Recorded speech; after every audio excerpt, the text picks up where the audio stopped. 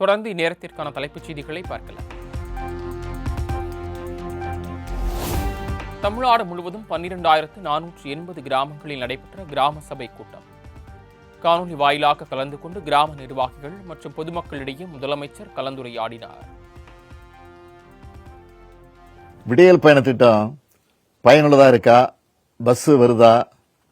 ஏதாவது நீங்க அதை பத்தி சொல்ல விரும்புறீங்களா? கண்டிப்பாக விடியல் பயணம் திட்டத்துல நமது கோவளம் ஊராட்சியில 3000 பெண்மணிகள் பயன்பெறாங்க. பாத்தீங்கன்னா மாதத்துக்கு 2500 ரூபாய் சேமிப்பா இருக்கு. இது மட்டும் இல்லாம மகளிர் உரிமை தொகை ஒரு 1000 ரூபாய். ஒவ்வொரு மகளிருக்குமே 3500 ரூபாய் மாதத்துல சேமிப்பா இருக்குங்க. இந்த மாதிரி மகத்தான திட்டத்தை கொடுத்தவங்களுக்கு மனமார்ந்த நன்றியை தெரிவித்துக் கொள்கிறோம். நன்றி.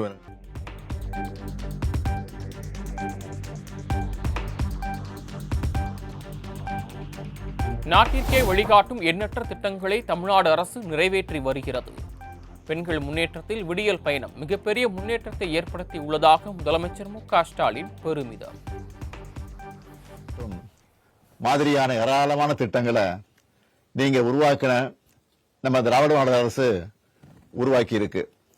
கிராமப்புற பொருளாதாரத்தையும் பெண்களோட முன்னேற்றத்தையும் சாத்தியப்படுத்தின மாபெரும் திட்டம் மகளிர் சுய உதவி குழுக்கள் திட்டம்.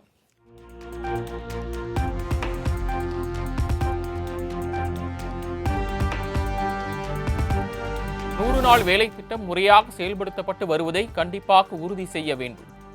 சின்ன சின்ன விஷயங்களை சரியாக செய்தால் பெரிய விஷயங்கள் முறையாக நடைபெறும் என முதலமைச்சர் மு.க.ஸ்டாலின் பேச்சு. மேம்பாட்டுக்கு முக்கியமான திட்டமான 100 நாள் வேலை திட்டம். இந்த திட்டம் முறையா செயல்பட்டு வர்றத கண்டிப்பா உறுதி செய்யணும்.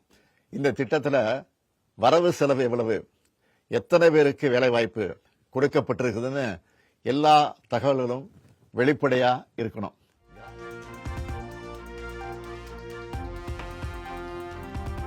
ஒவ்வொரு வீட்டிலும் குழந்தைகள் படிப்பதை உறுதி செய்ய வேண்டும்.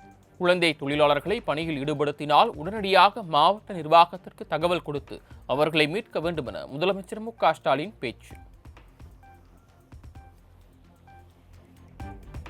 ஒவ்வொரு வீட்லையும் குழந்தைங்க படிக்கிறத நாம எல்லாரும் உறுதி செய்யணும். எங்கேயாவது யாராவது குழந்தை தொழிலாளர்களை பணியில் ஈடுபடுத்தினா உடனே மாவட்ட நிர்வாகத்துக்கு தகவல் கொடுத்து அவங்கள மீட்கணும்.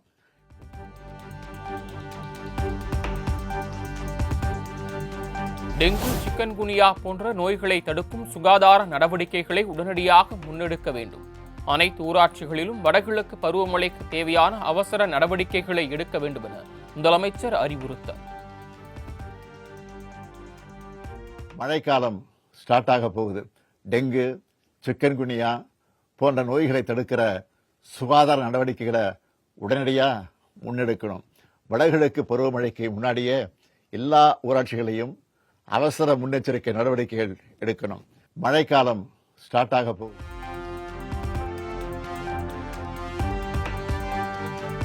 அதிமுக கூட்டத்தில் தாவேகா கொடியுடன் கலந்து கொண்டவர்கள் அக்கட்சி தொண்டர்களே என செல்லூர் ராஜு விளக்கம்.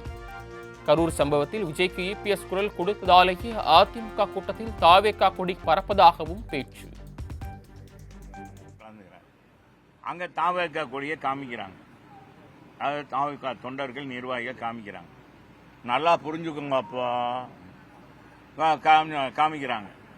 உடனே நம்ம ரிப்போர்ட்டர்ஸ் உங்க மாதிரி ஊடகங்க போய் அவங்கள கேட்குறாங்க, நீங்களாம் அதிமுக நிர்வாகிகளா, உண்மையிலே தாவேகா தொண்டர்களா அப்படின்னு கேட்கும்போது அவங்க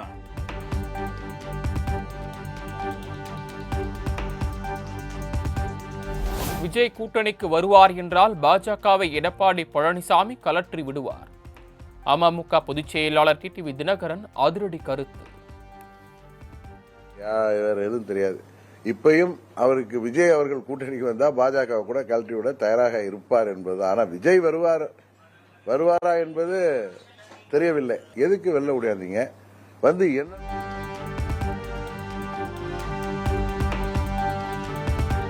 பாஜக அதிமுக கூட்டணி வலுவாக இருப்பதால் விரக்தியில் பேசி வருகிறார் டிடிவி தினகரன்.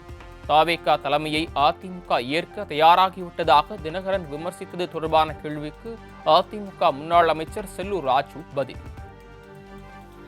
இதெல்லாம் அவர் 1000 பேர் 1000 விமர்சனம் பண்ணுவாங்க. இது காழ்ப்புணர்ச்சியில பேசுறது தலைவரே. ஐயோ, இது என்ன காழ்ப்புணர்ச்சியில பேசுறது? காழ்ப்புணர்ச்சியில பேசுறாரு. அப்ப விஷயம் உண்மைதான். விஜயம் பிள்ளையார் சொல்லின்னு அப்படி இல்ல. அத அவங்க தொண்டர்கள் விரும்புறாங்க. தொண்டர்கள் பொதுச் செயலாளரை விரும்புறாங்க. பொதுச் செயலாளர் பேசுற இடங்கள்ல எல்லாம்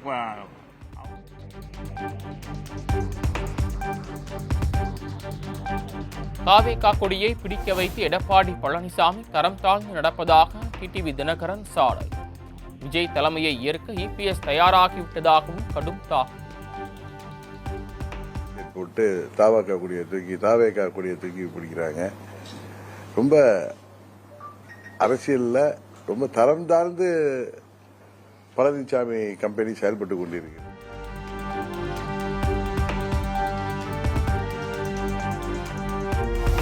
அதிமுக எப்போதும் தரம் தாழ்ந்து போகாது என முன்னாள் அமைச்சர் செல்லூர் ராஜு திட்டவட்டம். அமமுக பொதுச் செயலாளர் டிடிவி தினகரன் ஒரு செல்லா காசு எனவும் விமர்சனம். அந்த தரந்தாழ்ந்து போற கட்சியே கிடையாது.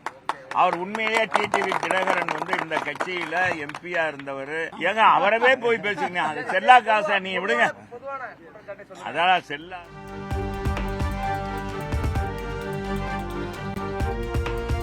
பாஜக கூட்டணிக்கு யார் வந்தாலும் ஏற்றுக்கொள்வோம். தேசிய ஜனநாயக கூட்டணிக்கு தமிழக வெற்றிக் கழகம் வருவதற்கான வாய்ப்பு உள்ளதா என்ற கேள்விக்கு நயினார் நாகேந்திரன் பேட்டி. அடிச்சது நீங்க தானே.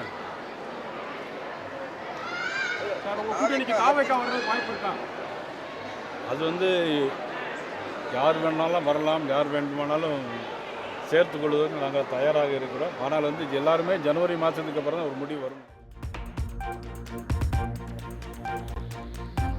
இயேசு மீது சத்தியமாக எந்த காலத்திலும் திராவிட கட்சிகளுடன் கூட்டணி இல்லை என சீமான் திட்டவட்டம். எப்போதும் தனித்து நிற்போம், தனித்துவத்தோடு நிற்போம், 2026ஆம் ஆண்டும் தனித்து நிற்போம் எனவும் பேச்சு. இப்போதும் தனித்து நிற்போம், 29 தேர்தலிலும் தனித்து நிற்போம். அதனால எந்த காலத்திலே தேர்தல் உடன்பாடு கிடையாது. அது ஒவ்வொரு தடவையும் நீங்க கேட்டே இருக்கீங்க, நான் ஒவ்வொரு தடவையும் பதில் சொல்லிட்டே இருக்கேன். அதனால இனிமேல் இறைமகன் இயேசு மேல் ஆணையா எவரோடும் கூட்டு கிடையாது. பழக்கம் கிடையாது. இவரோட சேர்வாரா? இந்த நிலத்திலே மிகப்பெரிய கட்சி நாம் தமிழர் கட்சி தான்.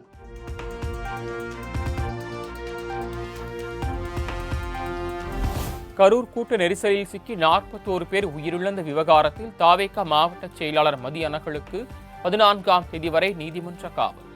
2 நாள் சிறப்பு புலனாய்வு குழு காவல் முடிந்த நிலையில் கரூர் நீதிமன்றம் உத்தரவு.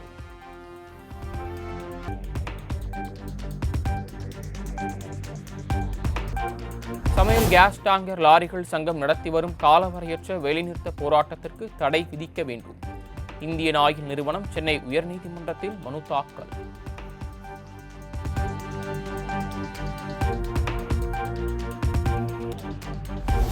மகளிர் உரிமை தொகை திட்டத்தின்படி உங்களுடன் ஸ்டாலின் முகாம்களில் பெறப்பட்ட மனுக்கள் மீதான கள ஆய்வு தொடங்கியது. விண்ணப்பங்களை நியாய விலை கடை வாரியாக ஆய்வு செய்ய களப்பணியாளர்கள் நியமனம்.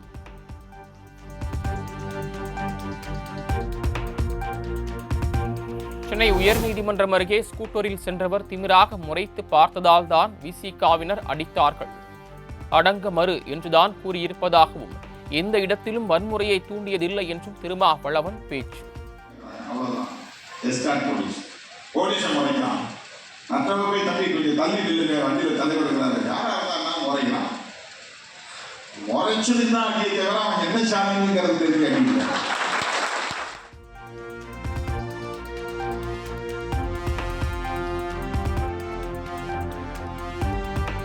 எலிக்காய்ச்சலால் பாதிக்கப்பட்ட நெல்லை மேலத்திடியூர் PSN கல்லூரியில் வங்கி பணிகளுக்கான போட்டித் தேர்வு திட்டமிட்டபடி நாளை நடைபெறும். கடைசி நேரத்தில் தேர்வு மையத்தை மாற்றினால் தேர்வர்கள் குழப்பமடைய நேரிடும் என்பதால் அனுமதி என தகவல்.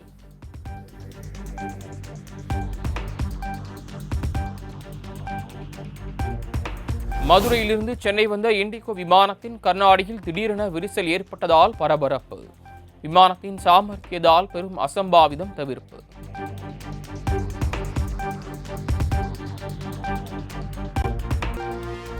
தருமபுரி மாவட்டம் பாலக்கோடு பஞ்சப்பள்ளி சின்னாறு அணையிலிருந்து 2500 கன அடி நீர் வெளியேற்றம். பாதுகாப்பு கருதி கரையோர மக்களுக்கு பொதுப்பணித்துறை எச்சரிக்கை.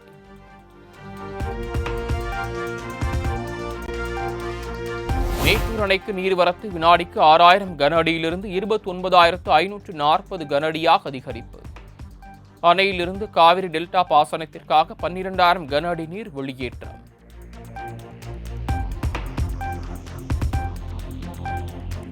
புரட்டாசி மாத கடைசி சனிக்கிழமையை முன்னிட்டு பெருமாள் கோயில்களில் குவிந்த பக்தர்கள். நீண்ட வரிசையில் காத்திருந்து கோவிந்தா கோவிந்தா என பக்தி முழக்கமெழுப்பி வழிபாடு.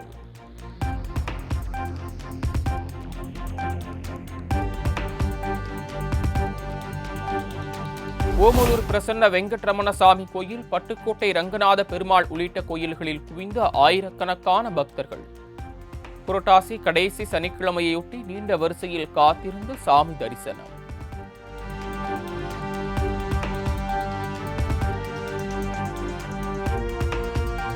திருச்செந்தூர் சூரசம்ஹாரத்தை முன்னிட்டு வரும் 27ஆம் தேதி தூத்துக்குடி மாவட்டத்திற்கு உள்ளூர் விடுமுறை அறிவிப்பு.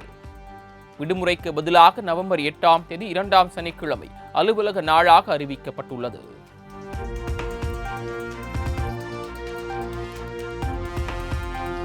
திருமணம் செய்யாமல் சேர்ந்து வாழும் உறவில் ஈடுபட்டால் 50 துண்டுகளாக வெட்டப்படுவீர்கள்.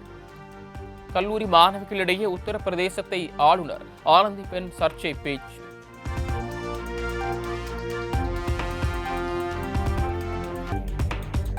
தீபாவளியை முன்னிட்டு டெல்லியில் பொதுமக்கள் 5 நாட்கள் பட்டாசு வெடித்து கொண்டாட உச்சநீதிமன்றம் அனுமதி.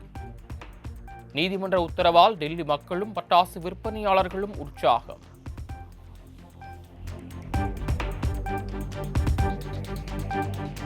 கேரள மாநிலம் கொல்லம் மாவட்டத்தில் வீட்டு கிணற்றில் தவறி விழுந்த சிறுத்தை. பல மணி நேர போராட்டத்திற்கு பிறகு வனத்துறை மற்றும் தீயணைப்பு துறையினர் இணைந்து பத்திரமாக மீட்டனர்.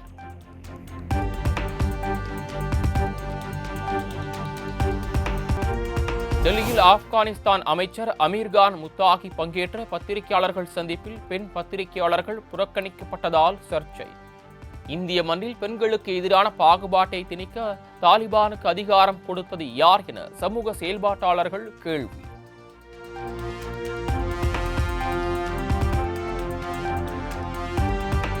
அனில் அம்பானியின் ரிலையன்ஸ் குழும நிர்வாகி அசோக் பால் அமலாக்கத்துறையினரால் கைது. வங்கி மோசடி வழக்கில் நடவடிக்கை என தகவல்.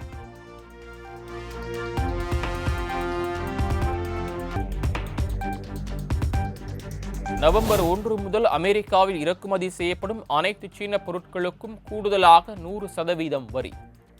ஏற்கனவே 30% வரி அமலில் இருக்கும் நிலையில் மொத்தமாக 130% வரி விதிப்பு.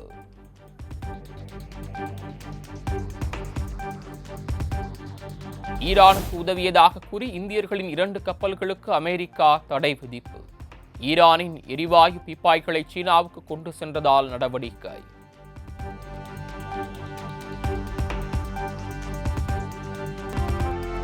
தென்னிந்தியாவில் புகழ்பெற்ற உணவான இட்லியை கொண்டாடி வரும் கூகுள். மார்ச் 30ஆம் தேதி உலக இட்லி தினமாக குறிப்பிடப்பட்டாலும் அனைத்து நாட்களுமே கொண்டாடலாம் என சிறப்பு டூடூல் வெளியீடு.